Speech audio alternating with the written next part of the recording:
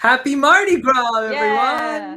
And also, you said Galentine's Day, And also right? Galentine's It's Day. also officially Galentine's Day. And also one day till Valentine's Day. Yeah, it's It's probably a not big a week. great day for a live stream. It's probably not a great day for a live stream, but that's okay. We're doing it anyway. Because we're also busy and Tuesdays work for us. Yeah. So, I think it'll be kind of a lighter night, and that's totally okay. Blair's in though. Hey Blair, how you doing? Happy Mardi Gras, Galentine's Day, random Tuesday in the middle. Whatever you feel like celebrating. Whatever you're celebrating. Whatever today. you're celebrating. And for anyone also who watches the replay, of course, because we do have a couple people that I know like to watch the following morning after all of this is said and done. My condolences for how much we talk. Happy day for to absolutely you. no reason. Whatever time it is. Thanks, Tim. Intro music is a bop. Yeah, we groove to it. I can't say I've never bopped to it. We don't groove to it.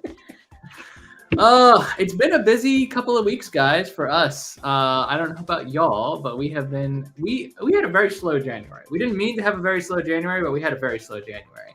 And then in February, we just kind of hit the ground running, and we really haven't stopped, and we're really not going to stop. We got another, I think this weekend we're doing personal stuff, but like the following weekend, we've got like a backup of vlogs. So we're planning to we're going to have vlogs every week.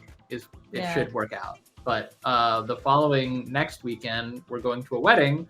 And I'm going to be doing some kind of vlogging on the side, but not like monumental theme park vlogging like we normally do. And then we'll be coming back, and then we'll be going absolutely ham on cons and all kinds of other stuff. Yeah, March and April's busy. So. We're hoping so. Would love to come to Markov's again. It's already a busy year, believe it or not. It's a challenge because we keep finding places we really like and like to go back to, but we're also trying to go to new places too. Yeah. So it's a hard balance between exploring new places and visiting our old favorites. I will tease, but this is all I'm going to give anyone at this point. We are going to be taking, much later this year, a spooky season trip. I won't tell you where, I won't tell you when, but I will tell you it is a nice long trip, and it will take us away from the local stuff a little bit. So hopefully we will be able to get to all of our favorite local joints, and then a couple new local-er joints, and then a couple not so local joints, but it all depends on how the schedule stacks out. So that just goes to tell you we're very busy already and getting busier, but hoping to make it to a lot of the old haunts. Yes, old stomping grounds. Kaylee, welcome. Oh, thanks. These ears are from Soaring Over the Magic. Kim, who is probably having a ball doing Mardi Gras stuff today, which is totally fine. You're the vlog verse. But these are obviously Disneyland ears and DCA ears. So which was appropriate because for this topic today that we were going to talk about tonight. We will get into it in just a second. Before we go anywhere, of course, our socials as usual, The Real Tim and Katie on Instagram and Threads, Tim and Katie on Facebook, and timandkt.net is our website. We're actually almost caught up. Yep. We're falling a little further behind than we expected to after. Honestly, being like 2 to 3 vlogs behind feels caught up compared to being like 15 behind. Yeah, when So, spooky season hits, it's just like there's no rest. So it's hard to no write, time to think. but we try our best. They are stunning. They are. And they light up. It's hard to tell with the ring light blasting, but they do light up. Oh yeah, speaking of the ring light, we had a couple of people reach out to us after the last couple of live streams asking if we could try to get the ring light out of our eyes. So it looks better. I mean, moved it a little bit. It's not. We still don't have the ideal lighting setup. We're working on it. I finally got more contacts, so I just put in contacts so that I don't have ring light in my eye. You seem to be better positioned so that it's not like doing the. Like, I don't wear them because my eyes are so small that I have just like an absolute nightmare of a time getting contacts in. But my glasses are what they are, and they are a part of me at this point. So hopefully y'all can. Hopefully this setup's a little. Hopefully this is a little bit better. It's the best we can do on short notice, but we're working on improving this day by day. This setup. So hopefully 2024 will be a home studio year. It's getting there. Thanks, Kaylee. Thank you. There. Please keep your money. We appreciate it. Fitz, you being on this live stream is very supportive already. It is, yeah. And if you are on the live stream, we thank you, whether you're watching the replay later on or whether you're part of the live audience. We really appreciate you guys turning out. We will get down to business momenti, but first, some adventurous theme park news. This is there's actually been a lot of theme park news. The one piece that I want to focus on is the piece that's going to play into some of what we're talking about today, and that is Tiana's Bayou Adventure. We all knew this was coming. Those of you who pay attention to Disney news, it's been announced. It's been underway for probably what? When was it announced? In like 2020, like 20. It was announced in 2020. It started work in 2022, and it's 2024 now. But it's almost done. The big news is, and Disney Parks released this the other day, the Tiana animatronic is done. She looks so great. The majority of the ride is done. They're if just you haven't putting on finishing touches now. seen the video of her actually moving and stuff, it's gorgeous. It's very fluid. She's seamless. It definitely reminds me of the animatronics over in like Shanghai and Hong Kong. Hong Kong has the new Frozen Land. The new Frozen one. But soon Tokyo also will have all these new. And won't you lose your mind for a Rapunzel animatronic? Yeah, lose my mind. But yeah, she looks gorgeous. I understand this is like a sequel story. And I do think her adventure outfit is cute. I'd love to see her in her dress, but it's okay. I understand this is like a continuation story. And you can't really go adventuring in like a ballroom gown. So I think a lot of people are still on the fence about the name of the ride, Tiana's Bayou Adventure. Like it could have still been Mountain something, or even it could have probably stayed Splash Mountain and just been Splash Mountain 2.0. But whatever the actual titling of the attraction, it looks like it's going to be a lot of fun. It really does. And so I will also say they also, along with the announcement, a Lewis character meet is obviously going to happen too, because he came out with his trumpet and the brass band and stuff. So that's exciting. I love Lewis. I will also say, although I don't think it has been explicitly said, it looks a lot to me like Tiana may be part of the sea mythos. Oh, that is actually a good brought point. Into the she does kind of look like the Society of Adventurers and Explorers. Yeah, there's a whole like secret organization within like the Disney meta, which is like people who go around like Captain Nemo and Alberta Falls from the Jungle Cruise and so on and so forth. Like everyone throughout the different themed areas of Disney is like brought together by the sea. What is it? A foundation? Academy? I can't remember what it is. It's just a society. It's just Society of Explorers and Adventurers. I don't think it's sea anything. So it would be interesting to see Tiana as the first like Disney IP character brought into the non-Disney IP mythos. But we don't know that for sure. It just like I noticed certain like kind of nods to that in her outfit and in other ride memorabilia, photos, so on and so forth. So We will see. Yeah. We will see what happens. Tim noticed that the panels in the background are gradually growing. Yeah, there's still more Slowly to go. but surely. It's work in progress. We'll just take over the whole room. I'm just gonna, the last thing on this topic. The plan is to have light over here, light over there, studio microphone, panels all over, so that you can kind of like you wouldn't be able to tell we were in an apartment would be the goal. But right now you obviously can, not just because this wall is blank, but also because we I want just it to told you. look like Jack from. Yeah. I wasn't really what is thinking his about channel DSNY name? Newscast. DSNY Newscast. Yeah, That's I wasn't really thinking about that at the time, but now that you say well, that, last yeah, time that we watched his video on like what he does have do similar about- paneling. He has like the paneling, and I was like, that's kind of like what we're going for, I think. Mhm. Anyway, Yeah, balanced. less about us. Go up to this comment that Which one? Ari or Jamie left. This one? The one about the spirit journey. I put it up already. Oh, you did? You didn't respond. I'm sorry. I got this from one of the Disney stores that was in like a Rundle Mills mall before they all closed. And it was like $25. Yep. And I grabbed it. And it was in 2020 when like they sent all like the Disneyland surplus there because the parks weren't even open. Yeah. I'm glad I grabbed it. I like a lot of people give me compliments on it because I don't think it's printed anymore. Might not be. Anyway.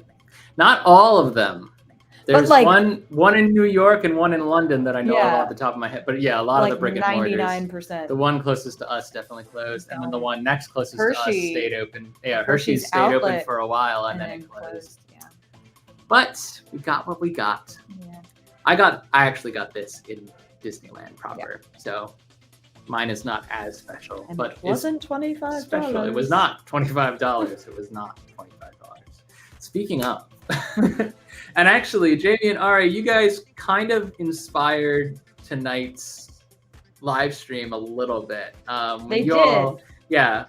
For those who don't know, Keeping Up in Disney in the chat, go check them out. They actually just got back, or actually probably not just, it was a while ago, but they just posted their first visit to Universal, and they only had a day there. And it's an adventure that I won't spoil for you. There's two different vlogs on one park and the other park and the day that they had. But it got us kind of thinking, like, what if you only did, like, usually when we plan trips, we plan to sit and squat and be there for a couple of days, with the exception of the parks next to us. The funny thing is the very first time we went to Disneyland, it was one only day. one day. And when we went that one day, I think we were fairly productive, but that was before a whole lot of stuff changed. And that was before, like, before the Genie Plus system came in, it was before dining reservations. It was paper tickets. December 2018. Right. So there was still, they had the Max Pass. Yeah, the Max Pass was on testing, their phone. but there was no digital, like the app was pretty much new at the time that we went. And it was, and I mean, in the time since, oh my goodness, it's been almost 10 years at this point. No, it hasn't, 17 honey. to 24? 18 to 24. 17 to 24. Is 6. It was 17. It was 18. It was 17. It was, okay, hold on. I started my residency in... Too much. Giving away too much. Giving away too much. I know what you're saying, but you're giving away too the much. point of the year is it was 2018 and Tim's wrong. We're moving on. It was not 2017. I hadn't finished school then. It was some time ago. Let's agree on that. It wasn't was 10 some time years ago. ago. It feels all right. Your sense of timing is just insane. It was almost 10 years ago. My I literally just said on all of these live streams starts like here, and it goes down to like, it's like every live stream. It I gets literally a little said it was December 2018, and you were like, it was almost 10 years ago. Which, you know what? It would be 6 years ago. In December of this year. For 2024. Yes. I don't know. Would you like to phone a friend? No, I stopped caring about this about 20 minutes ago? 7 minutes ago. Anyways, our point is the very first time we went, no matter what year it was one day. It was one day. It was one day. And it took us 4 years, I think, almost to get back. It's true. Yeah, because we went back. We had booked during the pandemic in 2020 or 2021. And Disneyland was so slow to open because of the June pandemic, 2020 because California had much stricter rules and regimens about opening theme parks than Florida did. So we had reservations for 2020, canceled. We had reservations for 2021, canceled. Eventually, you know how you can just, if you're a Disney fan, you might know this, how you can just like book a Disney trip and then move the Disney trip if it doesn't work out. Like you just call them and they ship things around for you. We moved it like 3 times. And then finally on the 3rd time, we're like, you know what, just kill it. Let's just refund all the money we put in and hopefully we'll be able to go someday. The next time we did go was in 2022. Yeah, right? I think it was 20. Kaylee, when did we go to Disney? It was, well, I know when we went with Kaylee. I was asking if you knew of some time we went before without Kaylee, but I don't. No, we didn't. That was the last time. Kaylee, what year did we go? I know what we. I did the vlogs. I edited the vlogs. I'm not psychotic. I promise. I don't think you're psychotic. You do. I You think I'm just psychotic. tired. You're just tired. Yeah. Ah. So, one day at Disneyland. We had one day when we went the first time, and again, part of what inspired us, thank you for commenting because this will bring me right back to where I was going for this one. When we were watching Jamie and Ari's vlog at Universal, we were like, man, it's hard to do one day at theme parks, but when they're close together, it's a little bit easier. Yeah. Like Universal, the 2 parks that they have right now, pre-Epic Universe, are right next door to each other. But Disney World is a mess. Yeah. You can do 4 parks in one day, but you won't enjoy yourself. You can do, however, one day at Disneyland and DCA, but and still get a lot done. yeah. I mean, let's lead with some fundamentals. So the idea behind the vlog is one day at Disney, or it's not the vlog. The live stream is one day at Disneyland. Oh, I wouldn't want to do a vlog to this extent, to be honest with you. One day at Disneyland, if you only had one day, if you went for one day to the California parks, which are literally right across from each other, so it's very possible to do both, what should your priorities be? And so we kind of sat down and we talked about this for a little bit. And you can hit both, as I said. So we're planning to hit both in this potential hypothetical itinerary. But there are some ground rules. There are some ground rules. There are also some just like general awareness items. Like this itinerary is hypothetical. We're not doing it, but if we had to do it, we would do it. It's just if you want to maximize your experience, you minimize the time that you spend outside the parks. So this day, as planned, will not be cost effective in any way, shape, or form. That could kind of go without saying because it's Disney. But especially if you're doing everything in one day and you really want to maximize your time, it's not going to be cheap. So just be aware of that. Pay for the shortcuts. Pay for the shortcuts. This day will also be exhausting. We know a lot of people that like to break in the middle of the park day and go back to and we've done that too. We have, but only when we have a ton of time. If we only have one day anywhere, Carowinds, perfect example. We only had one day there, so we hit the pavement, like right it open, and we just went and went and went and got on everything. This is when we pull 12 to 16-hour days. Yeah. And we've done it that before many times too. And it does wear us out, but for people who are used to taking breaks in the middle of the day, this is going to be absolutely exhausting. If you've got 3 days in Disneyland, don't make every day a 12-hour day. You'll burn yourself out before you're done. Yeah, which is another point we're going to bring up. It's not advantageous to skip out on Parkhopper at Disneyland. At Disney World, you're thinking, I probably won't make it to more than one park each day. That's totally understandable. At Disneyland, you're throwing your money away if you don't do Parkhopper, arguably. Because again, they are literally right across the street from each other. It's about a 5-minute walk from gate to gate. Yeah, as close as, so close. As close as you think like Universal and Islands of Adventure are to each other, this is like a third of that distance. Yeah. Like you don't have to traverse. If you think about like you have to traverse like a lot of City Walk to get over to Studios from Islands, but this is like literally they're just like squaring off each other and the Esplanade is there and you just go like out, whoop, and in. It's very easy. You do have to do like security again, but you know. I fully agree with this comment. Oh yeah, this is this is gospel. In Disney, yeah. I mean, if you have an annual pass, or if you're going for a long period of time, or if you have multiple days, like it makes tons of sense to jump between parks whenever you feel like jumping, especially if it's not your first time and you know exactly what rides you want to hit. But at Disney World, it takes you like minimum of 30 minutes to get from park to park, minimum, and sometimes much longer if you're relying on Disney transportation. So yeah, not worth it. But at Disneyland, again, it's a must do. Yeah. This one is controversial because a lot of people don't care for this. Oh, Coaster Mom. Hey! Welcome, welcome. And John too. I forgot to say hi to John. Hi, John. Wave. Welcome. Genie Plus. For those of you who do not know what Genie Plus is at this point, it's because you've willfully ignored the presence of pay to play fast passes.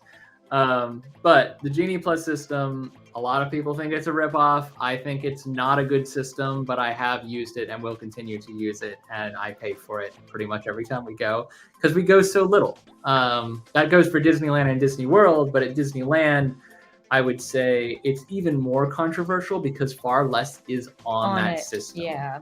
Having said that, it is invaluable if you want to get as much done as possible. So $20 a person, give or take, at its high end is totally worth it, in my opinion.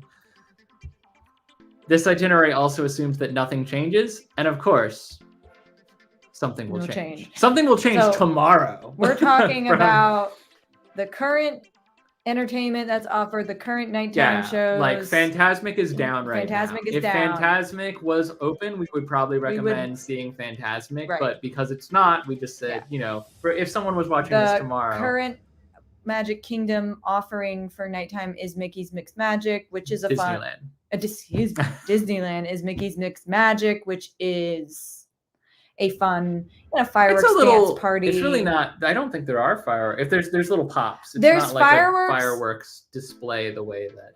There's fireworks if there's no wind. They'll still do the dance party and stuff. If there's wind or bad. It's definitely it's a fun little energetic pump up, but it's not. It's not Disneyland forever. Disneyland forever. Or Wondrous Journeys or whatever. Or Happily Ever After, certainly. Yeah. Yeah. This is a good comment. Yeah. There you go. True. Yep. Truth that. And we've probably made that mistake. Probably. But we're the type of people that when we go on vacation, so we don't live in a nice house or drive super nice cars. We live in squalor so that we can have kind of relative squalor, so that we can have more luxurious vacations. We spend a lot on vacation travel. So when we're on vacation, we like to maximize our time. We're willing to trade money for more time or better time. So that's kind of the way we plan it all out. And that's kind of the way this is going to go too, just so you know. This is not, as we said, a cost-saving exercise. We're sinking money into every shortcut or short avenue that we possibly can to get more out of the day. So some general tips before we move into the actual itinerary. I know the whole premise of this is if you only had one day, if you have any control over it, pay attention to hours of the park and pick a good day. Don't pick a day when the park closes early for grad night, for example. Or at Oogie Boogie, just be the Halloween thing, be aware that DCA, Disney California Adventure, is going to close probably at 7 o'clock for the party. Right. So you don't want to pick that day because then you won't be able to do much at DCA before close and so on and so forth. So just kind of bear in mind. That also goes for crowd calendars. Yeah. If you want to look ahead and see when it's expected to be busy. Weather is supposed to be nicer over there, but they've actually had a lot of rain recently. So you can't always control that. You can't always control the weather, but if you're a nice weather day, if you're in the area and you want to look out for a nice weather day, it helps. That's why we did a last minute change on our very first Disneyland switch and ended up being worth it. Mm-hmm. If you're able to visit multiple days, do it. I realize that defeats the purpose of the live stream, but this is just a general blanket statement. Yeah. One day is really we don't think it's enough. Not sufficient to do everything that is worth doing at Disneyland. No. This is just if you only have the ability to do one day. like I know for a lot of professionals who go and have like a conference at like the Anaheim Orange County conference. Is it Orange County? Orange County, yeah. Yeah, Orange Convention County Center. Convention Center. If they're going to like either a fun con or a work trip or something like that, and Disneyland is right there, that's the kind of thing. Like you might have one day to spend there, something like that. Mm-hmm. So if you can visit multiple days, it's worth it. But if you can't, that's what this is for. Plan your priorities. This goes for Disney World too, but rides versus fireworks specifically, this is a huge decision that you have to make at game time. And game time being when the fireworks or nighttime spectaculars start, it's a huge people eater in both parks. So you can take up a position and get a good view of said fireworks or nighttime spectacular, or you can move over to rides and knock out probably 2 or 3. Yeah. We historically have done Seven Dwarfs Mine Train multiple times during fireworks at Magic Kingdom. And that was during the Enchantment as well as Happily Ever After. Happily Ever After, that much more so. People will stake out 6 hours in advance. Kim, soaring over the Magic, one of our good friends, she loves taking pictures, especially of Happily Ever After, but also of all the fireworks spectaculars. I know for a fact that she stakes out her spot like 4 to 6 hours in advance. Yeah. So imagine half the park traffic doing that at 2 hours in advance, and you got yourself a lineup of rides that have shorter waits. Yeah. And I also know that Kim will try to get unique spots for the fireworks too. Like she's gotten some cute photos of like princesses dancing at like the carousel or stuff during fireworks. This is true too. Characters versus rides is a big one. Now, unfortunately, there's no time when like you have like an easy choice to make there because they will both run simultaneously all day. So parallel, you have to make a choice on whether you want to. You can totally disregard this entire itinerary. You can. You can absolutely, like, if you just want to eat, meet characters, and watch shows at Disneyland, that sounds like a fantastic day. Go you. But here's the other thing about Disneyland specifically with regard to characters. There are pop-up characters in Disneyland that they just do not exist in Walt Disney World. They don't have that kind of like spontaneity. So in Disneyland, more often than not, and in fact, I almost guarantee this will happen to you at least once during your day, whatever day it is. You will see characters just casually walking by.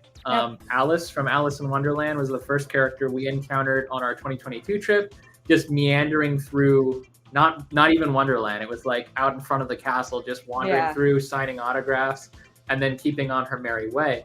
The roaming characters are constant at Disneyland, and it's one of the things that makes it, I think, a more magical experience. The only time I've gotten to actually meet Eugene, Fitz, Herbert / Flynn Rider is when he ran past me and Tim with his satchel, and I was like, he doesn't even have a handler. Where is he going? Yeah, they're supposed to walk around with handlers. And I'm sure they were following behind, but he looked literally like he was running with the stolen tiara in his satchel, and then he came back and like took a picture with me and did the smolder, and it was the greatest moment of my life. And so you gotta look out for those pop-up characters. They might be doing fun, cute things like picking flowers or something.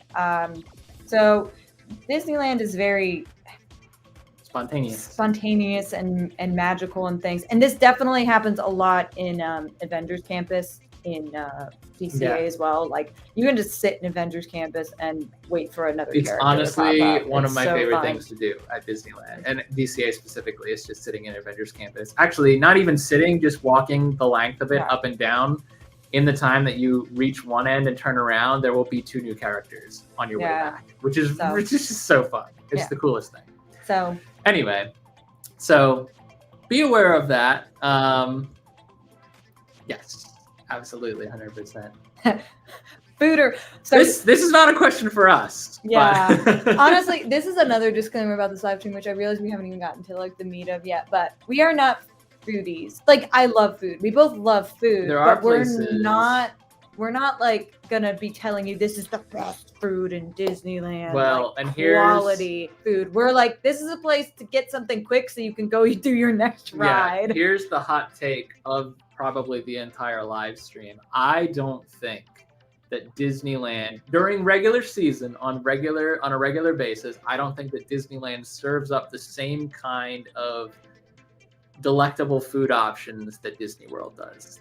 I think the one thing that Disney World does better, and mostly because of scale, I think Disney World has better food offerings than Disneyland. Having said that, it's not like the food at Disneyland is bad. It's just there's not a single thing at Disneyland that I'm like, I must have this today. Yeah. So we tend to prioritize other experiences. And I have enjoyed like their seasonal offerings. That's what the seasonal stuff is different. Crawl. The DCA will do like food festivals and stuff, which I think are super duper fun. But like, there's not a lot of places. But even then, you can't really be like, I have to have this because the next time you go, it might not be there because it's like a rotating specialty menu. So there's definitely great places in like downtown Disney, which is, Disneyland's Disney Springs, some if you want like have like a good meal, higher quality, probably expensive, but still like good meal. There's plenty to have in downtown Disney. And we don't even really touch on downtown Disney in this, but it is a whole other layer. Like you could just spend that's not a part of going back and forth. You could literally just spend a whole day in downtown Disney if you were dedicated. Same as Disney Springs. It's an experience, but it's you definitely need to eat because you need food to keep going, and you need food to complete your 35,000 steps that you're going to make this day. Oh, more than that. But it's not like a main part of the day. But like I said, if you want to come to Disneyland and you just want to meet characters, eat churros, and watch shows and stuff like that, go. You do you. So let's go ahead and get you all started on this potential itinerary. And bearing in mind everything we've said about it so far, probably going to inform some of what we're telling you to do. We're starting our day in Disneyland proper, right? There's Disneyland Park, and then there's Disney California Adventure, and both are part of the Disneyland Resort. So we always recommend starting at Disneyland Park, unless you have multiple days. Because Disneyland Park is that like magical warming feeling when you first walk in. Does DCA typically open a little later, or do they open at the same time? They usually open in parallel, but DCA closes but DCA earlier. Always closes earlier, So thinking of Disneyland Park as being, or for lack of a better expression, the Castle Park. Starting in the Castle Park, the main park that Walt built himself, breakfast. And this is exactly why we wanted to. This is where we get off the rails already. So this is where when we sat down and we talked about it, we were like, where are we going to send them for breakfast? Like, if you only had one day at Disneyland, and we both like sat for a minute and we were like, you don't go to breakfast if you only have one day. So you have your hotel coffee, you have a pastry or a granola bar or whatever, and you go. This is literally, I will tell you what we did almost every day. Well, with one exception, and there is one really good breakfast spot at Disneyland, but it's off property and it's hugely expensive. Yeah. That would be like the Princess Breakfast Adventures. Yeah, but that would eat up 3 out of your many hours. Yeah, exactly. A few hours. And the same would go for Goofy's Kitchen at the Disneyland Hotel. Like, the stuff that we would recommend to you would eat so much into your day that it wouldn't be worth it. No. So if you only have one day, highly recommend hit the Walgreens, grab a Pop-Tart, stock up the night before, eat it in the morning, and get going. And be there at Park open. Something on your way. Hit something on your way in town, hit something on your way downtown Disney. We've definitely done that, but I wouldn't be like, I'm going to get the perfect breakfast in Disneyland. You want to get there. Tim is also a soda for breakfast person. I do have soda for breakfast, but not exclusively soda. Well, he's more of I have a coffee, you have a soda. I have a soda instead of a coffee because I have a different kind of caffeine addiction. But I eat quickly and then I go. That's my plan. I'm not a huge breakfast guy. So it's easy for me to make this recommendation. Might not be so easy for someone who loves breakfast to give it up. But I'm telling you, the earlier you get there, the happier you'll be. If you happen to be staying at a hotel that is not a Disney hotel, because who gets free breakfast at a Disney hotel? May well get grab that breakfast and go. Get up at 6 a.m. at the Hilton. You'll have free breakfast. Yep. Well, it depends on the Hilton. But. Yeah. So once you're physically in the park, this is where the actual boots on the ground section starts. So we highly recommend, and I think Kaylee would agree from her shared experience with us, hitting the Fantasyland 5 first. You go through the Sleeping Beauty Castle to the other side. You're in Fantasyland at that point. all around you as soon as you step out on the other side of the castle. 1, 2, 3, 4, 5 around you in kind of like an arc. Yeah. Alice is a little bit further. Yeah, but it's still part of the arc. It's still part of it. So Snow White's Snow White's Enchanted Wish, I think. Yeah, it used to be Scary Adventures. Scary Adventure, and now it's been kind of it's the newest overlay. Or it's the newest, I guess, ride. Snow White is on your left. Peter Pan's on Peter Mr. Pan's Toad on your right. Mr. Toad's Wild Ride, Pinocchio's Daring Journey, Yeah. and Alice in Wonderland, just the ride. Yeah. Those are the Fantasyland 5. The reason we recommend doing literally all but possibly any of these is because they are not on the Genie Plus system. Right. And they do back up like crazy as you get into the midday. Because they are family friendly. They're family friendly. Disneyland They're classics. classic. They're iconic. Everyone wants to do them.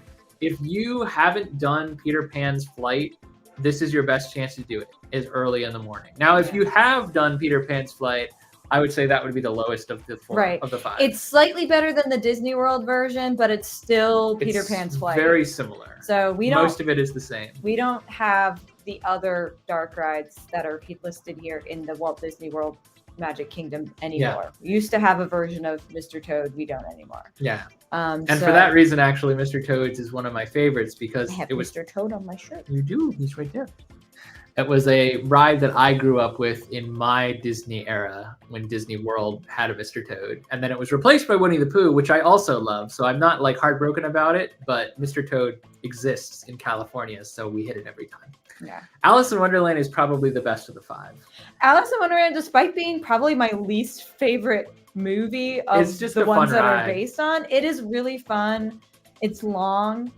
And yeah, I recommend it. I will also say it has indoor and outdoor ride components, which makes it one of the only dark rides in classic Disneyland that does. Yeah. So that's really cool. It's a night. I mean, it is a longer dark ride too. It's not like over quickly. So you wait a while for it, but it's totally worth it. Yeah. So get those done. Fantasyland 5 being done. Honestly, that will probably, if you're lucky, eat an hour. Yeah. If you're not lucky, it might eat an hour, or sorry, 2.5. Yeah. So having done the Fantasyland 5, we would next recommend that you head on over to Toontown, which is right on the other side of Fantasyland, and it kind of dead ends too. So you'll find people hitting that part probably midday, and it'll get really congested. If you hit it earlier in the day, if you head straight there before all the kids wake up and start making their way to the playgrounds and whatnot, much more, I would say, accessible area, because it does get clogged. Yeah. Now, full disclosure, we haven't been to Toontown because every time we've been, it's been still been under closed, construction, being renovated, so on and so forth. I can't remember what the third thing was. It was just like inaccessible for part of the day before the renovation started. And in 2018, we didn't know it existed. Yep. So we literally just didn't go. Yep. Didn't know. So there's 2 rides here. One is Mickey. Three rides. One is Minnie and Mickey's Runaway Railway, which the ride itself is almost identical to Hollywood Studios, but the queue is very different and fits much better. Fits much better in Toontown. Roger Rabbit's Cartoon Spin is a unique attraction that you have to do. It's a dark ride. And then Gadget's Go Coaster, or the Gadget Coaster. Isn't it Chippendale's Gadget? Chippendale's Gadget Coaster is the new name. It used to be Gadget's Go Coaster because it went from Rescue Rangers to straight Chippendale. Classic. Yeah. So, couple of Disney afternoon characters we'll never hear from again. Rescue Rangers. But Toontown itself is a vibe, and we are looking forward to experiencing it for ourselves. Disney World lost its Toontown for not Galaxy's Edge. It was the Fantasyland expansion. The Fantasyland expansion. So we lost Nemo and Toontown. Even if you just go look around and enjoy the theming, maybe get a ride on Roger Rabbit. That's kind of a unique Disneyland experience, and one that we haven't gotten to do yet. So maybe you'll beat us to it. Who knows? Yeah. Say hi to, Toontown for us. I mean, that's the other thing too, is that they do have roaming characters throughout Toontown because that's where all the Toons live. So it's a vibe, and like Katie said, it's more an atmosphere thing. If you're not able to get on any of the rides, or you don't feel like waiting out the queues at that time of day, it's not a huge thing to get on the rides. It's more a thing like to be in Toontown because it's something you can only do at Disneyland. Yep. So highly recommend you at least walk around. Now at that point, we're moving away from Fantasyland. There's lots more still to do. There's lots to see. You'll notice a lot of things and rides and attractions and experiences that we don't have in Walt Disney World that you should come back and do. But if you only have one day, you got to do Indiana Jones. So you got to hustle on over to Adventureland at this point, which isn't that far from Fantasyland. They're pretty much adjacent, similar to how Magic Kingdom is. And Indiana Jones is, if you've been on Dinosaur at Animal Kingdom, it's the same ride system. Dinosaur is a spin-off of the Indiana Jones ride. This ride system was created for Indiana Jones, and it's much, much more adventurous, immersive, and fun on Indiana Jones.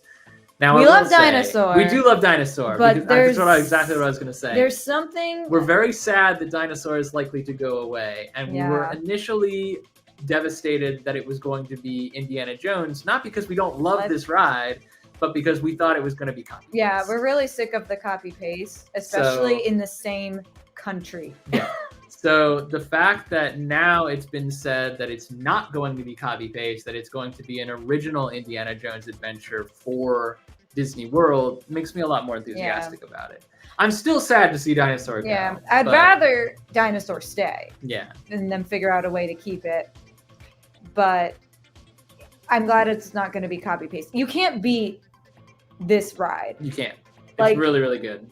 There's this one scene, which this is a picture of, which you can't tell. You cross a bridge, and you can just see so many other Jeeps going and coming, and the music, Indiana Jones music is playing, and there's fire.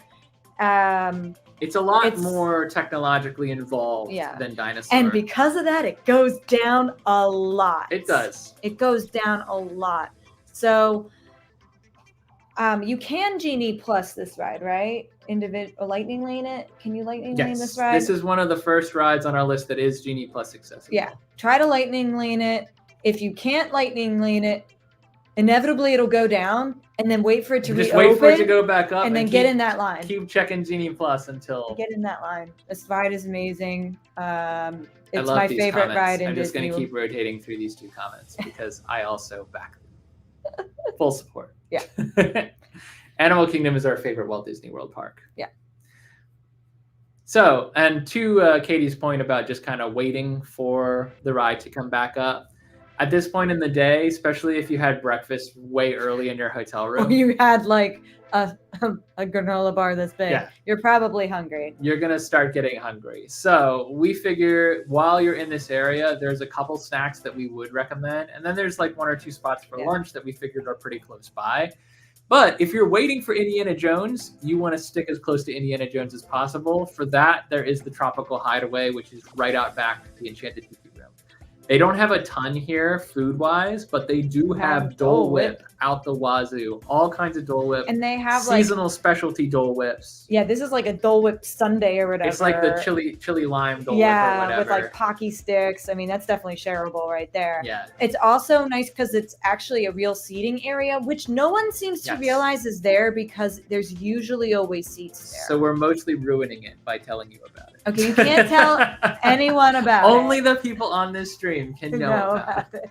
But it is it is a literal hideaway. It's a great spot, and you can only access it one of two ways: either exiting the Enchanted Tiki Room, or sneaking around the back, which is an official entrance. Yeah. It's not just like you're breaking the rules or anything. It's very hidden. It's obstructed, so you don't see it unless you know to look for it. Yeah. So this is where we recommend. This is the Aloha aisle of Disneyland. Yeah. It has all the Dole Whips. It has a couple other snacks. It has drinks. You can just sit back there and chill, and you can keep an eye on the status of Indiana Jones, which is literally steps away. Yep. If you want to go a little bit further, these used to be available at the Mint Julep Bar, the Mickey beignets. Yeah. They no longer are available at the Mint Julep Bar or at Tiana's Palace, but I did find out they are currently available at... Shoot. I didn't know this. There was. Did you forget to take a note? My note was replaced with the old note. Oh no. So we don't know where the venues are. Hold on. This is important. I can't just let this go. Pause. No, don't pause. Mickey beignets are the recommended snack. Again, they used to be at Mint Julep, which is where Katie got hers from. Yeah. I didn't know they weren't at Mint Julep still. When they closed Mint Julep to build around Tiana's Palace, and then they reopened it with a new menu. Is it closed now because of the Haunted Mansion 2 update? No, Mint Julep is currently open. They just don't have the Mickey beignets. They don't have the Mickey beignets. Where do you get them now? Oh, it actually says the Mint Julep bar currently on Disneyland.com, the official website. You can get them at the. Well. Oh, hold on. I got it. I had it, I lost it, and then I got it again. So it is currently the Mickey beignets are currently available at the Royal Street Veranda. Where is I that? genuinely don't even know. That should be on Main Street, but I don't know where on Main Street. So I don't know where to expect. Well, maybe you can find Mickey beignets. Oh no, it's in New Orleans Square. It's in a little passageway. So it's still nearby it's where still it like a was. little window spot. Okay, so that's perfect actually, because that keeps you near Indiana Jones. Yeah. Yeah, it's right, like Indiana Jones is right between like Pirates. It's near Pirates and the Treehouse, and between that and Jungle Cruise. Oh, I miss Kaylee saying Toontown. Toontown. Toontown. It's Toontown. Now, if you're looking for something a little bit more substantive than Mickey beignets and Dole Whip. Substantive? Is that a word? Yeah, very much so. I use it all the time. I'm asking because I've never heard it. Substantive. I like to learn new words. That's your new word of the day. Word of the day. So we recommend one of two places for lunch. One of them keeps you in this area. The other drags you far away from this area. Your call. To a galaxy. To a galaxy far, far away. The Bengal barbecue has some of the most delectable skewers that I think we've had at any Disney park. We love these like skewers. They are tiny. You gotta buy a lot of them. But they are substantive enough that I wowould call them a lunch if you get like a whole platter of them.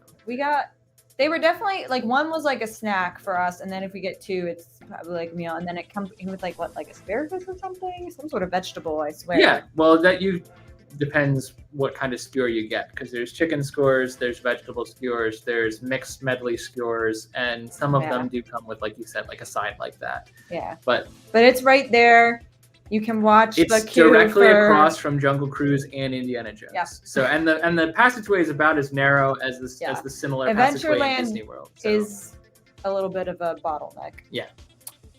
So highly worth stopping by there. It is again expensive to order food like this at Disney, and if the portions are quite small. But if you know that going in, and you want to try everything, I think between the snacks and the lunch we pitch to you, you'll get a decent meal out of it. Also, I believe the places we mentioned so far, you can mobile order too. Yes.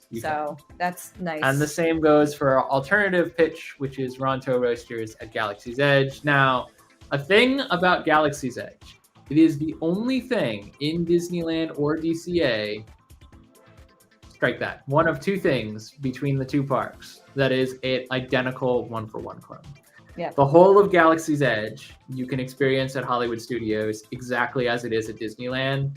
Don't waste your time on it. Yeah. Do waste your time on it if you're there for multiple days and you just want to get, a little fix of Star Wars. But if you're going to Disneyland for Disneyland and you don't have enough time to do it all, skip Galaxy's Edge. There's nothing there for you. Except maybe Ronto Roasters. Yeah. Only if you are. We have literally just gone in there for Ronto wraps. Yep. And failed because that's exactly what we did.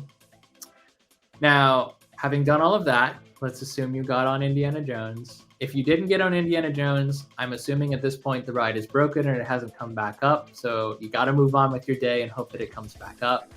At this point, you are headed for Tomorrowland, and specifically the Fantasyland area that bleeds into Tomorrowland, because you're going to get on the Matterhorn. This ride, actually, Kaylee, since she's in the chat, I'll shout her most recent video. She just dropped a rider experience video from the Matterhorn, which is pretty indicative of the actual experience. It's not a smooth ride. It's not. It's one of the oldest rides in Disneyland. It has been very carefully upkept, but they've kept all the trains and the tracks the same for the most part. Polished it off every once in a while, replaced a broken wheel, but Yeti animatronics and the inside They is were still cool pretty when they were cool. brand new, and now they're that much cooler for still working so well Yeah. all these decades later. But I recommend staying nice and loose. If you, I guess, the Magic Kingdom is not Magic Kingdom. Disneyland is a dry park, isn't it? You can't even have like a alcoholic beverage before you get on this ride. It depends where you go, but yeah, if you're not a you definitely don't want to tense up too much. Try if you can, if possible, to sit closer to the front. But if you're stuck in the back, just stay nice and loose. Just ride it out. I will tell you, I'm assuming it's Ari behind the comments. If it's Jamie, let me know. I think this one would be a good one for Ari to do solo, based on what I know about these two and their ride priorities. Yeah. I think it's going to be too rough for the average person. But if you're into like the history and you want to experience it, I know for a fact that Ari liked Rip Ride Rocket, and I think if he can handle Rip Ride Rocket, he can handle. That's what I'm saying. Matterhorn. Yeah, no. Yeah, one of the original Matterhorn ride vehicles is on display at the Disney 100 Expo, the traveling exhibition. I still love it. I don't want it to go anywhere, but I do have to kind of like mentally prepare myself when I get on this ride. We call it a chiropractic. There's like a Disneyland playlist of like music, and we have like on Apple Music or whatever, and it has like the yodeling song from it. And at the very end of the recording, you can hear this, presumably a woman go, "Ah!" And that's what I feel like every time, like I'm mentally there when I'm riding this ride. Might not be a woman if they had the kind of ride that I... a person. I shouldn't assume. A person is definitely going, might have actually been me, just 3 octaves up after smashing myself several times throughout the ride. Yeah. But that is I always think of that, and then you hear like the splash, because there is a little bit of a water splashdown, but you don't really get wet, so don't worry about that. You definitely don't. You do get a little bit of mist from the waterfall on your way down, but you don't actually. I think I do want to try riding it at night, which you haven't done yet. Well, I've also only ridden one side of it. We've done this 3 times, and I've only ever gotten the Fantasyland track. So I really want to get the Tomorrowland tracks, because there's 2 different experiences that are very similar but not identical. I don't count them as 2 different coaster credits, just so Chad and Vanessa knows, since they just jumped on. But I do count them as 2 different experiences that I have to have. It'd be nice to do the other side for once. Yeah. Welcome, guys. If you are able and willing to ride it, you definitely should. There's nothing else like it. Everest is a spiritual successor to the Matterhorn. Everest at Animal Kingdom, if you've ever been on Expedition Everest, you know kind of what this ride is going to be thematically, but you have no idea what it is like in terms of the ride experience. So it's worth going on Matterhorn. Yeah. Even if it's the ride that messes you up a little bit. Even if you have to take an Advil afterwards, it's fine. The other thing in Tomorrowland that you can't miss is the Nemo Submarine Voyage. We have a Finding Nemo attraction at Epcot. It pales in comparison to the original experience that they initiated at Disneyland. This is an actual submarine. It used to be the 20,000 Leagues Under the Sea attraction. Which Walt Disney World used to have. Walt Disney World used to have. It was also wiped out in the Fantasyland expansion. But this is the original attraction, just refitted for Finding Nemo. You would be surprised and amazed how cool it is what they've done. There are projections underwater, but you really cannot, the naked eye cannot distinguish that they're projections. Yeah. It really does seem like the fish are swimming around and talking to you. The last time we were there, they had just done the refurb, right? And so it was like projections were so vivid, vibrant, and all of the there are animatronics, but it is a dark ride, but it's not a traditional dark ride. It is actually literally underwater. So all of the animatronics are waterproof, and they are engaging in which underwater is why activities. Every once in a while it needs a big refurb. Yeah. We actually saw it. Did we see it when it was drained too? I can't remember. Yeah. Yeah. So we did see it when it was drained, and you could see all the coral and stuff that they did. But this is really cool. It's a good one to ride rain or shine, because the rain doesn't matter at all. Actually, the rain can sometimes make it a little more immersive, because you see like the little droplets of the water on the. It does, like those submarines. Now, I will say, if you're I was going to very, hit this very, too. very If you're claustrophobic. it's a maybe miss. Maybe not. I have a little bit of a problem with claustrophobia. I do okay on these, but mostly mine is like a fear of like being by myself and like, you know, buried alive in like a coffin or something like that. But we can dissect my psychology problems later. See, my fear is drowning, but I also do okay on this one. Yeah. If the thing started leaking, then I would have a problem. Yeah, But it doesn't. but they fit like 30 people in these submarines, so The submarine the line also- may look kind of long, but then like 30 people will get on a Yeah. boat, and then 30 people will get on a boat. The so- submarine also doesn't entirely submerge. Right. The top of the submarine remains above water. It's just the part that you're looking out, like through The the little portholes, are down beneath the water line. So you do move as a submarine would, but there is absolutely no danger of it flooding and you capsizing or anything like that. So this is Chad and Vanessa's Big Thunder, Alice in Wonderland, Tiki Room, the full original show. It's true. Those- Small World and Roger Rabbit. I can't argue with those, No. but one day. You only have one day. But this is their one day. Yeah, I know. That's what they love. We did recommend of those Alice in Wonderland and Roger Rabbit Yeah. already. And we'll touch on some of the other ones on this list towards the end too. But in the interest of getting you through your perfect day, Tim and Katie style, You at had this us plan your point, day. it's probably early afternoon, give or take. It's time to park hop. So again, Parkhopper is a necessity for this plan to work. If you're headed to DCA, you gotta bust a move midday before it starts getting too crowded.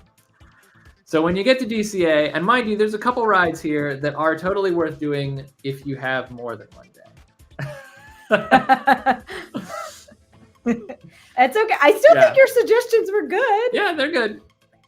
I don't disagree with them. What you're seeing in the background there is actually 3 different attractions. You can see the inside out character wheel behind the Ferris wheel. The Ferris wheel itself, Emotional whirlwind. I honestly, yes, that's what it's called.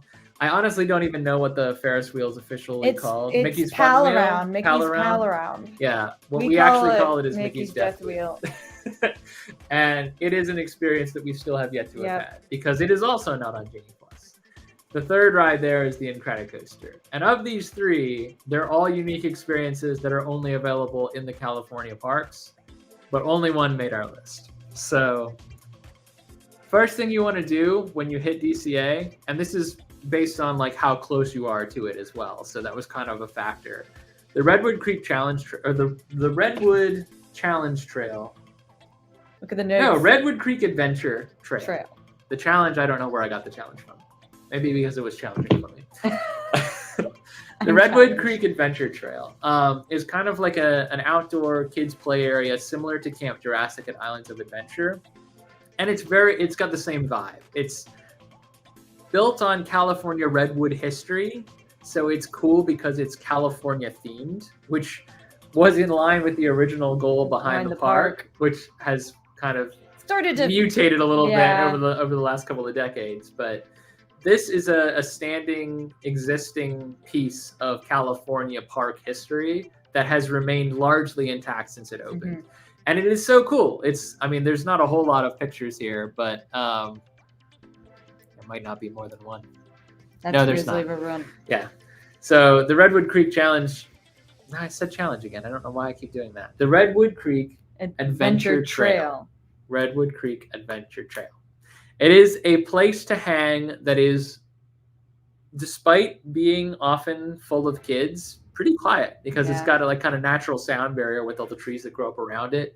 It's very similar to Camp Jurassic in terms of like you've got like swinging ropes and like rope bridges and slides, and as you go through each of the little different areas, there's like history facts on like, you know, forest fires and preventative measures and history of the redwoods, and it's really cool. And we only spent a little bit of time here, really ever, but it is something that honestly I think another thing we definitely just didn't know was there when we came the first time. So we'd like to check it out now. Yes, agree. And you can sometimes find characters popping up to greet nearby. Yep. That's where we met Raya. Raya and the Last Dragon. Yeah. And the Last Dragon. Well, Raya and the Last Dragon is the IP. Raya Right. is the character. We met. So we met Raya there, and it was a memorable experience. By the way, guys, if you haven't seen our Disneyland vlogs, some of what we're telling you is based on experiences that we had those days. So you're welcome to check them out. They're not obligatory. I know a lot of people watch our channel for haunts and foreign theme parks and stuff that we've picked up over the last couple of years, but we'll always love Disneyland. So That's true. much as I know we kind of go back and forth on Disney World, Disneyland is a very special place. So we have a lot of content from there. As does Kaylee, because she often comes with us. So make sure to check out Phantasmic Travel as well. Now, this next one I find controversial. Everyone else will be like, of course you have to do this. But I mean, I find was it honestly controversial. surprised you put it on the list. I think we both agree that it is unique to the park and it's honestly unique to Disney, really. Well, I mean, just put the picture up.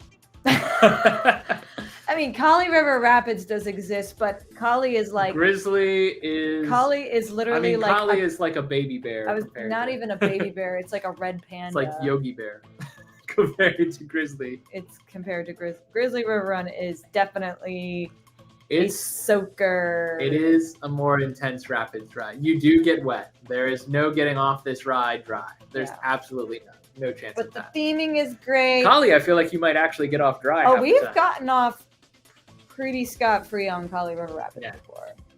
And Grizzly does have like thematic elements. There are animatronics. There's a hidden Grizzly. But your Grizzly Mountain is the whole structure. So you kind of work your way up to the top by like that lift, and then you work your way down slowly around Grizzly Mountain. It's pretty cool. Yeah. Even I, as someone who despises water rides, enjoy the theming elements of it. Yeah. And I do think that as much as I don't like being soaked, I do like the kinetic energy that a good rapids ride adds to a park. It is fun to watch. It's a beautiful area. Yeah, Grizzly River is going to be a must-do for both of you. I will say that. Yeah. I would pay to see that. It's a lot of it's definitely a lot of fun. And when we went, it was Yumi and Kaylee, and we filled out a raft with another group that was definitely having a great day. They may have had a little bit of stuff to drink, but they were very loose and very talkative and ready to have a good time. So they were not rowdy. They just definitely were had like the greatest ride. ready to engage with strangers, and it was cool. Well, and also as soon as they saw that we had a GoPro, they were hyper Yeah. enthusiastic. Yeah. So that was a good day. Yeah. That was a fun day. I think someone you were like birthday buddies with someone in that group too. Yeah, because I was there for my birthday and someone else Yeah. was there for their birthday. cool. And the funny thing is, I don't know. I mean, the odds of them watching this live stream are next to none. But if you are watching, just know that we overheard what your plans were for the following attraction and we copied them. Because we were like, oh, they're a good group. And also, if that lightning lane is available, I'm going to check it too. Yep. So Definitely did that. yeah, and by the way, guys, all this time, if you're able to get lightning lanes for any of these attractions, you don't have to do it in the order that we pitch them to you. We're Right. just giving you, like, if you're like moving along through the parks, this is kind of the order of the flow that you're gonna probably go in anyway.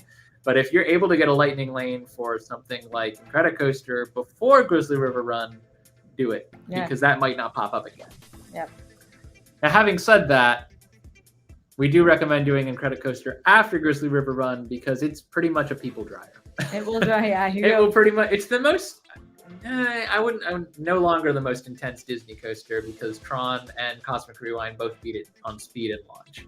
But it was at one time the most intense roller coaster that was operated by Disney. It was Yeah. at It was the the time it was only the one? California Screaming, Yeah. and it was rethemed Isn't when it- Pixar Pier Besides Rock and Roller Coaster, it was the only one with an inversion for for a some while, time. right? Yeah. Yep. Yeah. So Incredicoaster is a must-do attraction for anyone who can tolerate roller coasters. If you have people in your group that don't enjoy roller coasters or get motion sick, it's one you can skip. I know Kaylee powered through this one because she really Kaylee's one wanted. and done on She really wanted this coaster Incredicoaster. credit, and she didn't. I She- mean, she survived it. Yeah, and then she got She a got off num-num it. And she cookie. was like, "Never again." But I'm gonna get myself a cookie and say I did it. And we were we're very so proud of her. It is it has an awesome ride photo too. Like Ride you photo. cannot help but be laughing when the ride photo You're- is taken. And it's a really, I mean, you know how much we love our story coasters and our theme coasters. It's Yep, all that. it does tell a story. On-ride as it soundtrack, goes. it's got a story, it's got theming. Animatronic at the end, or am I crazy? They're not animatronics, but they are statues that are made to look like Disco Yeti style. Like they move because you move. Yeah. Very cool. I forgot to follow up this comment. Q-Line and Collie and was cool. If you are with someone or with a group that doesn't want to ride it, don't worry. It's very easy to watch your loved one ride Incredicoaster. It's a great place to watch the launch. Yep. And you can enjoy part of the theming because you get to hear Dash say, "Ready, go, go, go, go!" And it's very cool. It is a super fun, really well. I can't imagine you won't enjoy this, Ari. If I know anything about what you enjoy about coasters, I can't imagine you wouldn't like this one. Agreed. I think this is a must do. Yeah. Now Jamie can get you a cookie. there are like food booths and snack stands all along Pixar Pier and the surrounding areas. It's a really cute area. So if someone is like in your group waiting in line for it a little bit, have your other party members take a stroll around. It's really cute. Grab some popcorn. At this point, we're recommending that you head for Avengers Campus. Woo! Now, on your way, full disclosure, we have not been to the Sanford Tokyo retheme area yet because it was erected very quickly last year after we had already done our Disneylanding for the whole year. If like you want to priorities like to go meet Baymax or whatever. Baymax or Hero, you want to go to Sanford Tokyo. But if you are like us and you're like, Avengers Campus is one of the cool things that is only available in this Disney, park and Paris. Yeah. And is it Shanghai or Hong Kong? There's 3 Avengers campuses. I think it's Hong Kong that has another one. It's very far away. Yeah. The Avengers campus in DCA is small. It's compact. And a lot of people, when it was erected, said not worth it. And I understand where that point of view is. I understand where it comes from. And if you're not a Marvel fan, you can skip it. Well, it's not a... I was honestly about to say, though, you don't have to be a Marvel fan to appreciate it. I still think anyone, Marvel or not, would love the Guardians of the Galaxy ride. Which is because it's just Tower of Terror, but with amazing fun music and theming. But if you don't want to spend a lot of time in Avengers Campus, you don't have to if you don't want to. We just love it. You guys know we love it. We talk about Marvel stuff all the time. We love the MCU, but we also love character interaction. Yeah. And the reason why Avengers Campus is so cool is because it is character HQ. It is absolutely, out of everywhere in Disneyland right now, it is the place where you are guaranteed to have character interaction that will be memorable, fun, and unique to you. Yeah. No 2 character interactions are alike. And no 2 days in Avengers Campus are alike either, because they have such a roster of characters that are unique to that specific area. Yeah.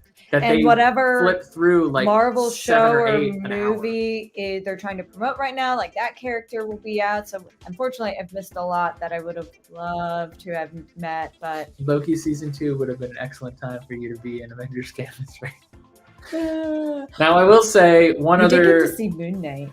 We did. The one cool thing that you have to kind of like carve into your time at Avengers Campus is the Spider-Man show.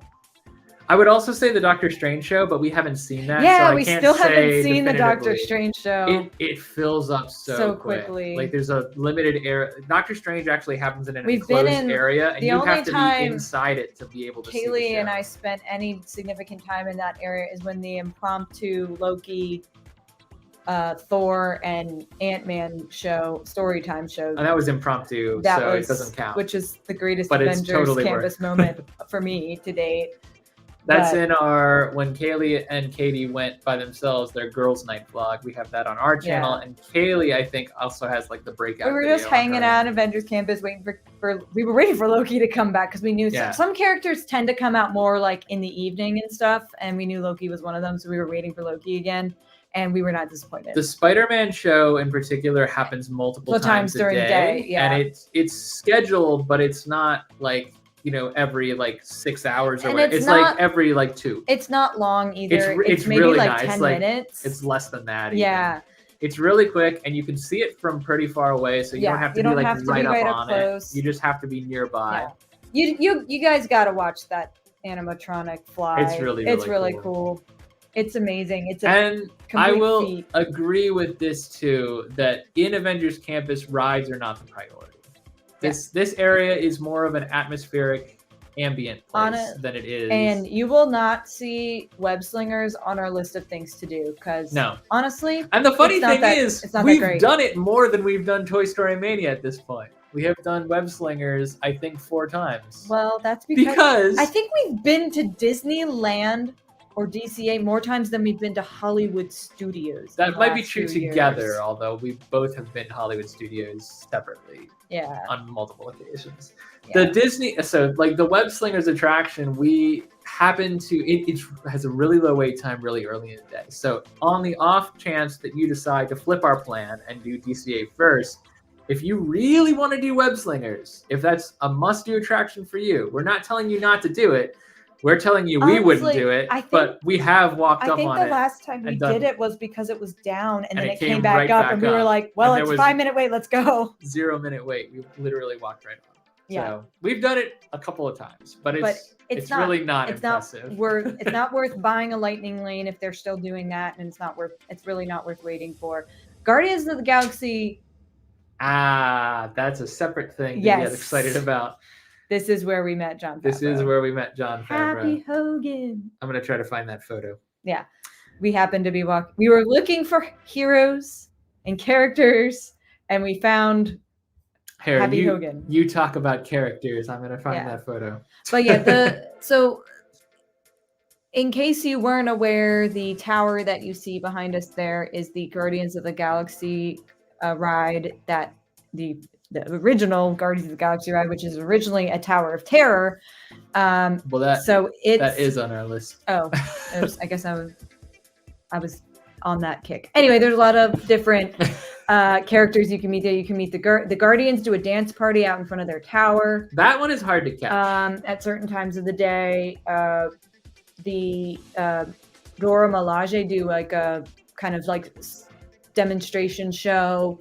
You often see Black Panther walking around, Ant-Man, depending on, and there's another like, oh my goodness, there's a like Captain America, Black Widow. Oh yeah, it's show. The Sportsmaster. Yeah, and we only call it the Sportsmaster show because the characters are usually Black Widow. It's usually Black Widow and someone else, and we've seen it be,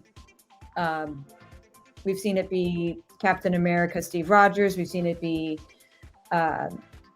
Sam's Captain America. We've seen, I think, even Black Panther show up. Black Panther did help her out one time, yeah. Yeah, so, yeah, lots of characters. More than this. These are, like, I guess, the mains. But like I said, when you have, like, a show they're promoting or a new movie, you might see those characters. Like, we saw Cersei from she was one of the neatest characters to meet, and she's so nice. Very, very. I turned around and like ran into her, and I was like, "I am so sorry. How are you?" And it was really cool. I actually like the Eternals much more now because of that time we met Cersei. There's Jon Favreau. Jon Favreau. That's us. And the Web Slingers store is right behind us. So Jon Favreau, who plays Happy Hogan in the MCU, also helped shape a number of the attractions at Avengers Campus and Galaxy's Edge, both, because he also is a defining mind behind Mandalorian and all that current stuff. Star Wars push at Disney. So he was just meandering through, and it was literally like we were in Avengers Campus walking up and down trying to find characters, which is what you do there. Yeah. And I saw, like, as I'm scanning for characters, there are areas where, like, cast members will portal in and out. Yeah. And usually if cast members come out in a group, it means there's a character attached to them. So I'm like, ooh, character? Who is it? And instead of character, it was Jon Favreau. And I was like, that's Jon Favreau. That's Jon Favreau. Yeah. That's Jon Favreau. And then Katie turns around because she's, like, looks sweeping wide, and she basically, like, makes direct eye contact because he's, like, right there. Yeah, and I was like, hi. Hi. And then he was like, picture? Yeah, we're like, he like cool. So it was fun memory. I feel like we held him up a little bit because no one would have known he was there. I really hope he doesn't end up being a really bad person one day because we've talked about him so much. You do have to worry about that. Yeah. You never know what a celebrity is like. I will say in that interaction, it was very nice. Yes, he was nice when we met him. Yep. Hopefully that never changes. So, Guardians of the Galaxy Mission Breakout. if you Mission were talking Breakout. I about. could not. I was like, "What's the tagline Oh, of were this?" you rap? struggling? I was like, "It's not Cosmic Rewind." All What's you can the think other about one? is Cosmic Rewind. No, I keep wanting to say either Volume something or Cosmic Rewind instead of the thing, which is Mission Breakout.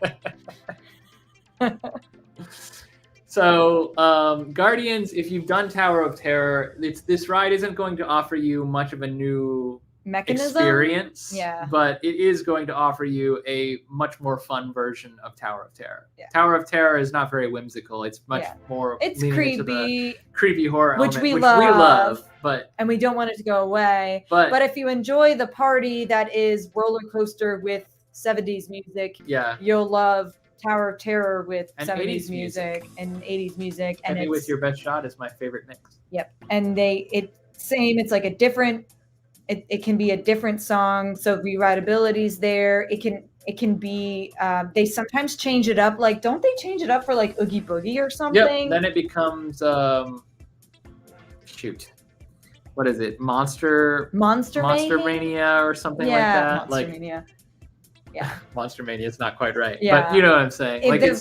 It's some kind of like overlay for Oogie Boogie that is specific to Oogie Boogie. The queue is really cool because you're going through like the collector's collection and you can spot like things like Figment, the dragon from Walt Disney World in the collection. You can find Ultron. Lots of, I'm sure Howard the Duck's in there. I am 90% sure, but leave room for wrongness in the 10%, that there is a Xenomorph skull in there too. Oh, that would be cool. I have not seen it with my own two eyes, but I've seen pictures of it, and I'm not sure whether that was something that someone faked and then put in a glass case, or if it was something that was actually in there. But I don't know if this is Chad Vanessa, but yes, one of the Yetis. Yes, one of the Yetis is in there. They're also in there. Yeah. So fun. If you do end up getting stuck in the queue for a little bit, it's at least fun to look around. I love this too. So if you're only gonna do one ride in Avengers Campus, definitely make this is the one. Mission Skip Breakout, and Web Slingers can go. Like here, do not like it. Now I know Universal has the better Spider-Man ride. It does. I know that Jamie and Ari were just talking about the Ant-Man kitchen, Pym's Test Kitchen, which I thought was good. It's not bad. That's kind of it's a fun place to eat.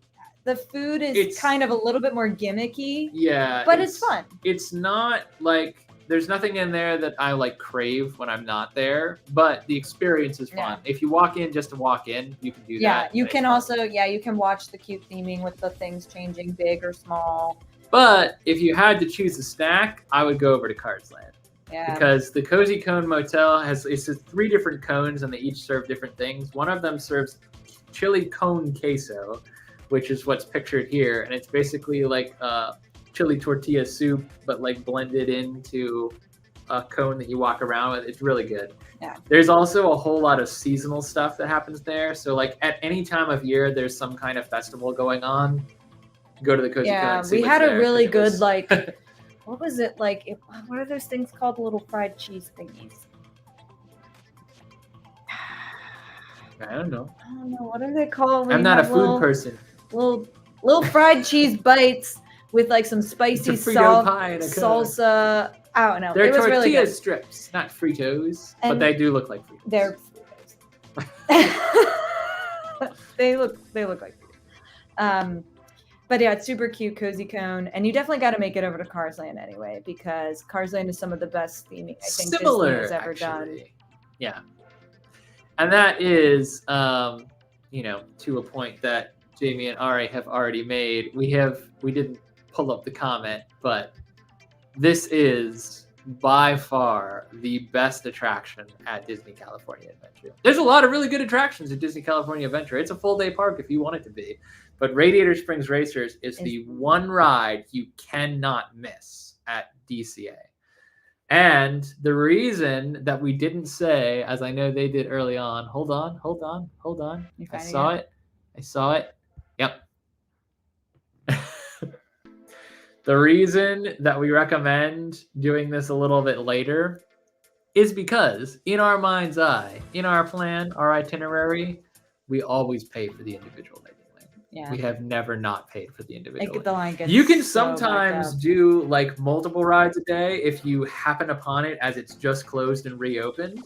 But you want to have the, trust me when I say you want to have the lightning lane. If you wait this one out in the standard queue, you're looking at 2 hours almost consistently. Yeah, and as fun as the theming is around it, it's mostly like an outdoor queue, and you're just switchbacking, and you're listening to other people have fun on the ride while you play. And what's worse is that similar to Test Track, it does have a reputation for kind of breaking down. And if it breaks down while you're standing in line. Pro tip: don't get out of the car, and maybe we won't have the ride stop on us. That was a unique experience. Yeah. We were told that someone jumped out of their vehicle to get a hat or a purse or something. And stop the whole ride. That's the ride for the rest of the day. That's when we in-show exited, which was its own experience, but it was fun and unique. And we did get, if you do get forced off the ride, you do get a lightning lane back for coming back and experiencing it later. But yeah, Radiator Springs Racers is an absolute must-do. Do not skip it under any circumstances. But if you can get a lightning lane, it's worth the lightning lane. Maybe if we timed this right, after you do, if you do like a twilight ride on Radiator Springs Racers, it's like Chef's Kiss, first of all, because you can still see everything, but immaculate. They do light it up well, so don't feel like you can't ride. If you're riding this at night, you're going to have a great time. It'll still I would say fantastic. It's almost essential to get two because you want to have the daytime and the nighttime. But if you only had one day, like we're talking about, you have to make some sacrifices. Let's say if we timed this perfectly right and it's like a twilight ride, and then you're getting off this ride, and then it's like the sun is setting and the neon is coming on in Cars Land. It's perfect. You do kind of have to see Cars Land a little bit at night because it's just gorgeous. I don't disagree with this statement from Chad and Vanessa either, because it was a fun ride. That ride was more fun than we thought it was going to be. But it is not on the Genie Plus menu. So you do have to wait that one out, and it is usually a longer wait than I would recommend burning one day. If you happen to be there late and the line's getting shorter, or you're having like you're trying to get everything done in DCA, this ride is pretty fun. So is the Mater ride JBH. Too. Hey! Oh, enjoy Luminous. He's experiencing a different kind of Disney. Yeah.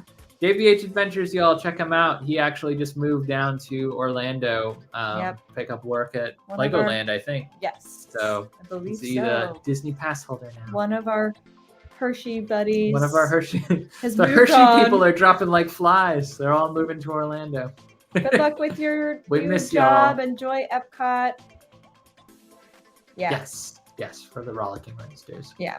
But it is fun. We wrote it at Christmas when it had its Christmas overlay, which is pretty much just Luigi singing a Christmas version of his song, but it was super cute. And it looks like it's gonna make you feel sick from spinning, but it really doesn't. It's more like a dancing. Yeah, it's more like the Mickey and Mickey's right when Daisy does her dance. It's more almost like identical, that. But it's longer and more fun. Super cute.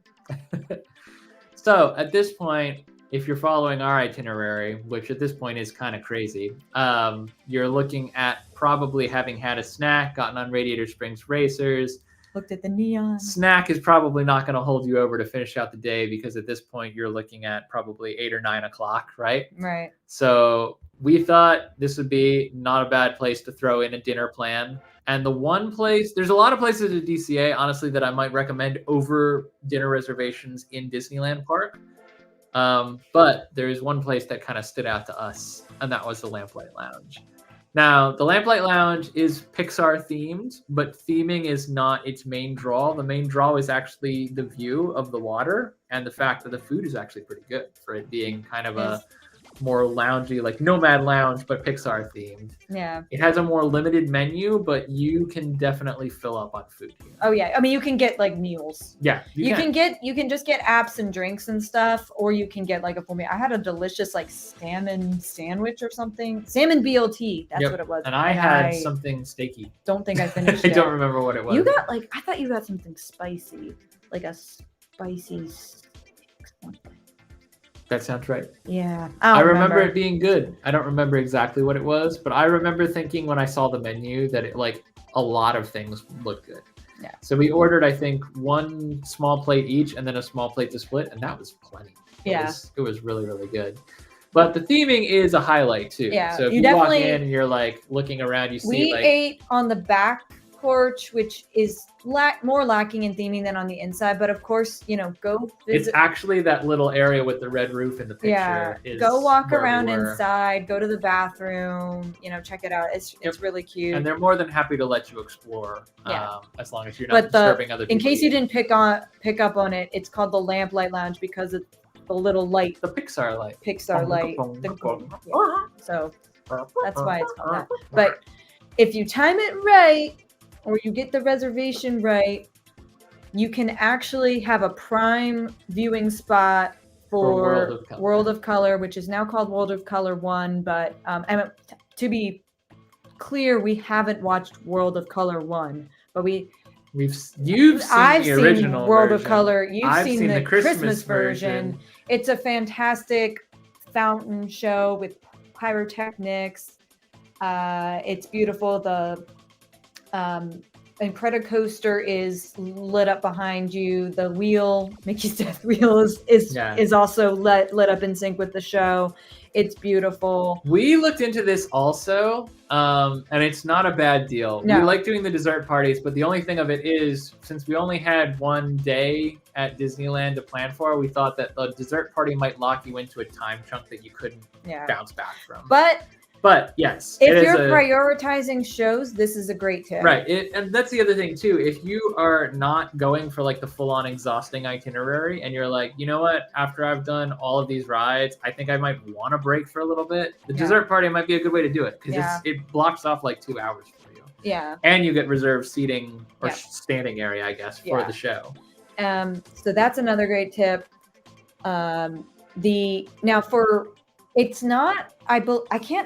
I can't say for sure, but I think if you eat at Lamplight Lounge and you have one of the last reservations of the night, because they will close. We did that on purpose too. They will close. You'll actually get to a seat by the bar, or depending on where you were seated. Some people are seated at. Can you go back to that picture? Yeah. Some people. Other picture.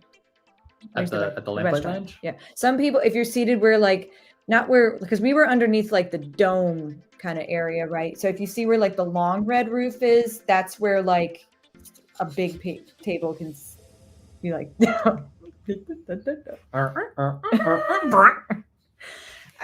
if you're seated there, you don't even have to get up. What we did was we were on the opposite side of the bar, and our really nice bartender was like, "Oh yeah, come around this way and you can see World of Color from there." So at this point, this is the nighttime spectacular we'd recommend checking out if you were to go, say, tomorrow.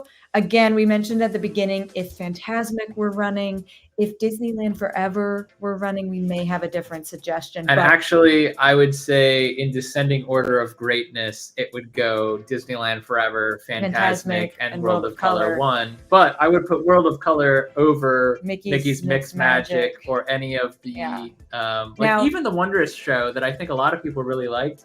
I would still say World of Color beat it. Yeah. From what I saw. I wasn't physically there, but I did watch presentations of the show. So it is possible if, say, Wondrous Journeys or Disneyland Forever came back to the Disneyland Park, World of Color typically goes off at 10, maybe 11. DCA almost always closes 1 to 2 hours before Disneyland Park does. Yeah. So it either closes at 10 p.m. or it closes at 11 p.m. or it closes earlier than that because there's a special event going on. So you can watch World of Color and then book it over to Disneyland for a fireworks show. We've done it before. It's not a great I don't recommend it. You're really tired, and you're going to get a great seat for one or a spot for one, and not such a great one for the other. Plus, you can use that time where another show is going off to get more rides done. So, do your research, pick which one you want to watch, and I would just pick it. Or if you're not interested in shows and nighttime spectaculars at all, ride more rides. It's great. It's a great time to ride more rides. I was going to say, you will never have a shorter wait for the Haunted Mansion, Indiana Jones, or Pirates of the Caribbean than during Fantasmic. Yeah. That's if Fantasmic's running, which at the moment, of course, it's not. Not. Because of World Murphy. Because of horrible things. Now, having said all of that about not park hopping specifically for the shows, we're still going to recommend that you park hop at this time because DCA is closing. DCA is going to close regardless. And you might have an hour or 2 more hours in Disneyland. Yep, you've paid for the tickets, you've paid for the Parkhopper. Make use of them. If you can stay till closing at Suck Disneyland, every last minute out of this day. Do it. And pro tip: don't leave your phone somewhere, or else your last hour will suck. Unnecessary detail. I'm just saying, personal experience. The whole park takes on a different life at night. Seeing the castle, obviously this is dreamlight season, so you won't see this during non-Christmas, but the castle by itself just looks majestic and wonderful and awe-inspiring at night, same as the Cinderella castle. More than anything, I would say this is a great time to do some of the walkthrough attractions and experiences. So even if you have like a lot of lines left over from people leaving one park and entering another, you will probably not have much line at Tarzan's Treehouse, which is, if it hasn't opened already, it's about to reopen. But I think it's reopened already. The Adventureland Treehouse now. Yeah, I guess it is. It's the Swiss Family. Yeah, it's been rethemed. It's like Adventureland Treehouse inspired by the Swiss Family Robinson. Yeah. It's got a really long name now. This, which you're looking at, is the inside of the Sleeping Beauty Castle, which is something you can only do at Disneyland. You can actually go inside the castle, not for food or for I just won this stay on Prizio, but like just an actual walkthrough. You can just walk through, read the Sleeping Beauty story. Mm-hmm. It's actually really cool the way they do it. It's really like miniatures that tell the story, but they're all pop-ups and there's interactivity. And it's similar to a museum exhibit, but it's unique. It's unique to Disney, and it's stayed there. I didn't realize this until we were talking about it.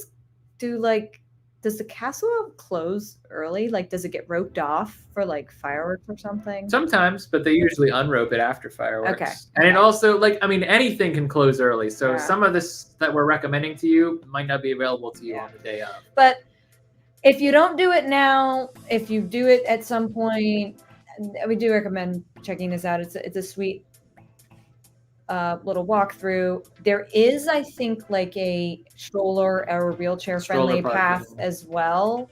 I think. No. There's not? No, you can only get up by physical steps. I thought there was a. It was back in the day. This is an original creation from well before ADA accessibility was a major concern. I thought there was one. I'm gonna check on that because I could have sworn there was one. There's parking for strollers and wheelchairs, but I think the actual on the steps it says this is only accessible by. Okay. So, but perhaps. I mean, I guess that is a thing to think about, depending on who you're traveling with. Because I could have sworn there was like a wheelchair accessible. Well, I might be wrong, but I'm 90% sure that You could be right. I could be wrong. The other thing that I think we would recommend you do is, now this is the Don't Talk About Bruno show that projects onto It's a Small World.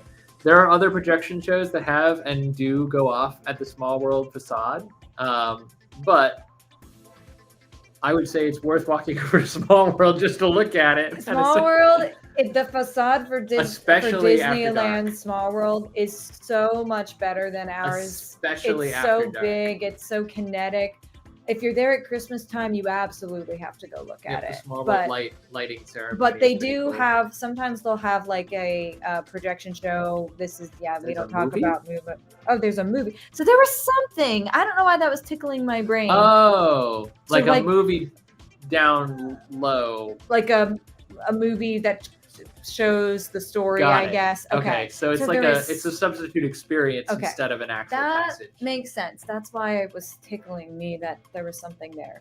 All right. Thank you for clarifying. I knew I could count on you guys to clarify that. We don't know everything.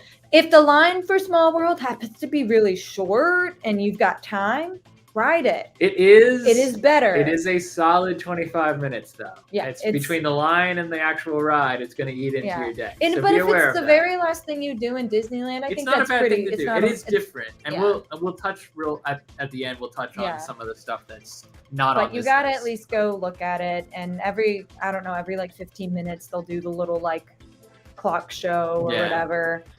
There's often a lot of characters, maybe not at night, but during the day, there's a lot of characters hanging out Depends on the around. night, but it's a big character spot. That's where we met Geppetto. And Moana. And Mickey. And Goofy. Ariel.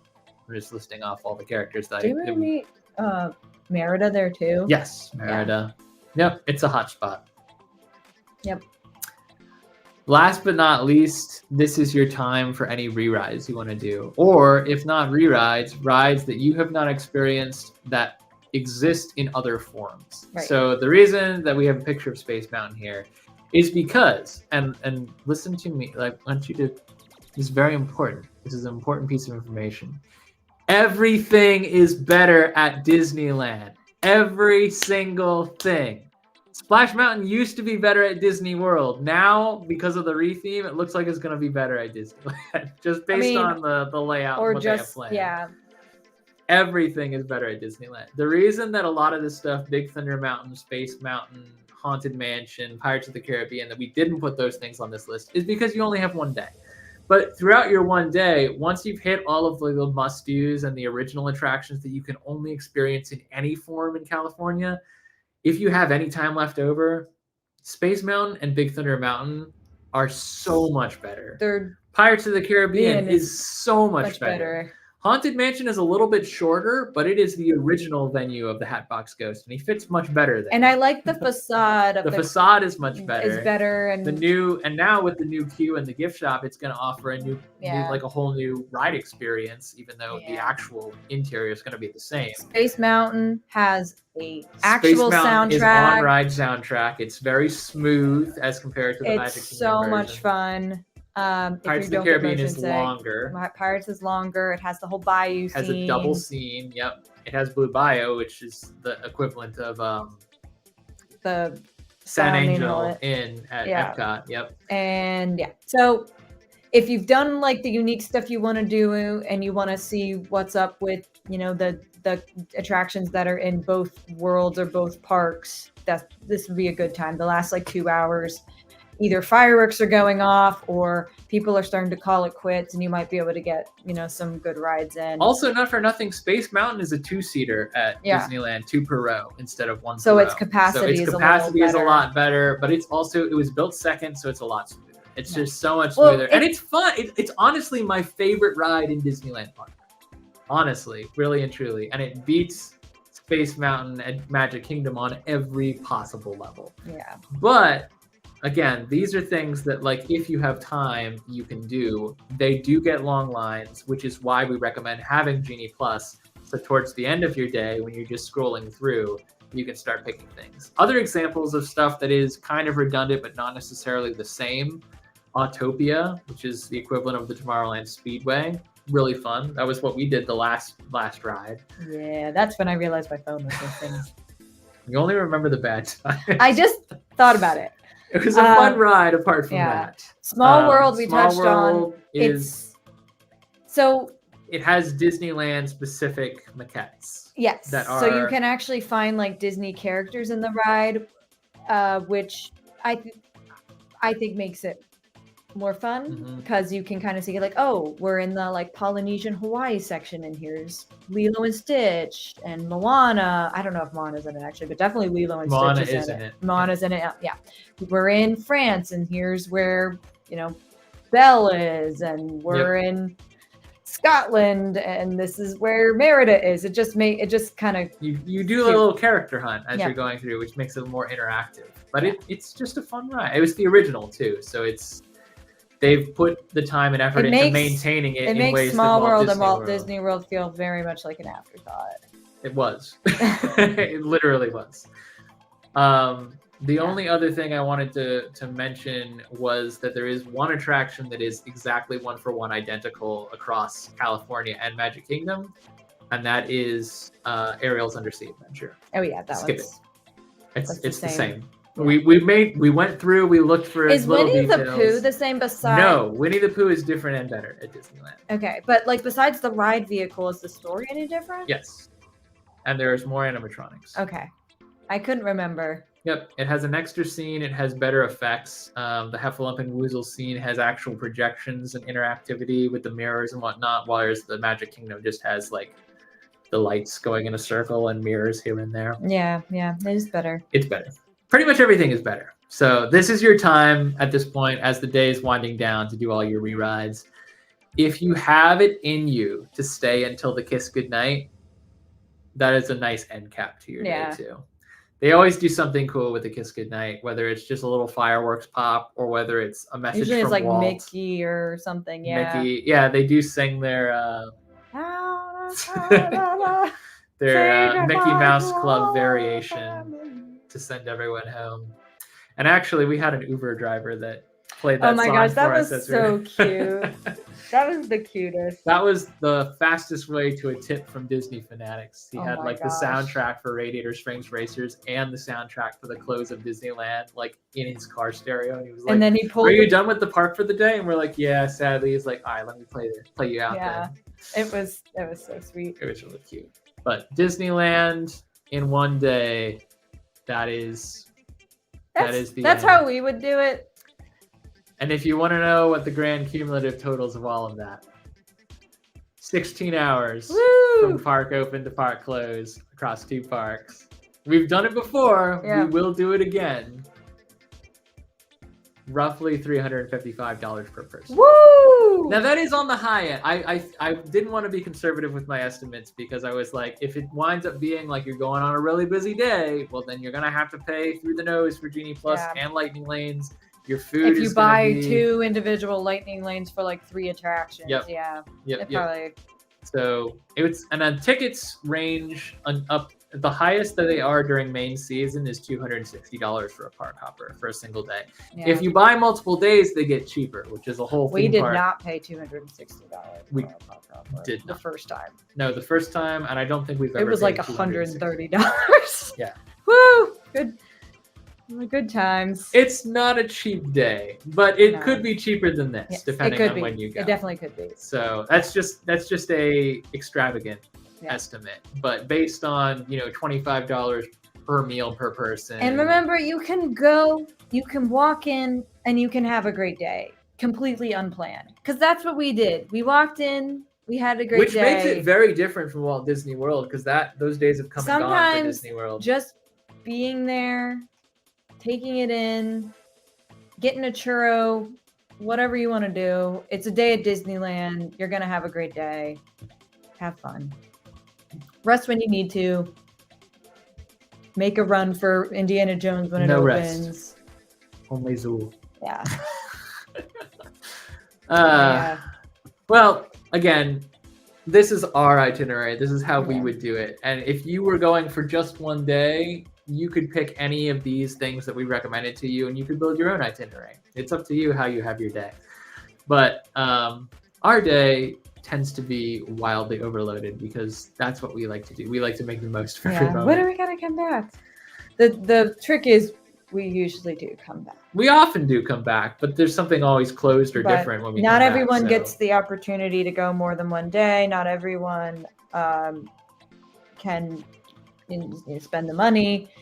But yeah, like I've had people, because I kind of developed a reputation at my job for being the Disney person. The Disney adult. And I've had people text me and be like, "Hey, I'm at Disneyland. What should I do?" And I like, Here's a lot. Yeah, I get those too all the Yeah. time. And every time I try to help someone through their first trip to Disney World, it's totally overwhelming for them, and it's really Yeah. complicated. And Disney World is too big to do what Disneyland does well. yeah, Disneyland is magical because it's small, because it's tight, because it's neighborly, for lack of a better Yeah. word. Like the parks are right across from one another.